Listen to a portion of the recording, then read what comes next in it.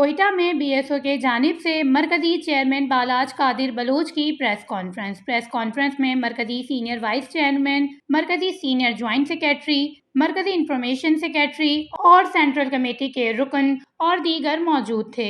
B S O کے مرکزی chairman Balach قادر بلوچ کا پریس کانفرنس میں کہنا تھا کہ بسیمہ میں انتہائی دردناک حادثہ پیش آیا۔ بلوچستان کا ہر فرد اور گھر سوگ میں ہے۔ بلوچستان میں روڈ حادثاتی قدرتی نہیں، سی پیک روٹ پر موت کا ایک بازار گرم ہے۔ انہوں نے مزید کہا، روزانہ کے حادثات میں کئی اہم جانیں ضائع ہو جاتی ہیں۔ حادثے کے بعد حکومتی دعوے جھوٹ کا ملبہ ہیں۔ ٹریفک حادثہ 2:30 بجے ہوا، جبکہ سورج نکلنے کے بعد لوگوں کو پتہ چلا۔ مقامی لوگوں نے اپنی مدد آپ کے تحت لوگوں کو کھائی سے نکالا۔ حکومت صبح 10 بجے کے بعد جائے وقوع پر پہنچی، جبکہ اس پورے روٹ پر کوئی میڈیکل سینٹر بھی نہیں ہے۔ ان کا کہنا تھا، حکومت کے بعد ٹرانسپورٹرز کا بھی لوگوں کے قتل میں حصہ ہے۔ پورے روٹ پر ہائی وے پولیس کا کوئی نمائندہ نظر نہیں آتا۔ مکران روٹ پر چلائی جانے والی گاڑیاں ناکارہ ہوتی جا رہی ہیں۔ انہوں نے مطالبہ کیا ہے کہ بسیمہ حادثے کی تحقیقات کے لیے انکوائری کمیشن تشکیل دی جائے۔ وش نیوز، کوئٹہ، بلوچستان۔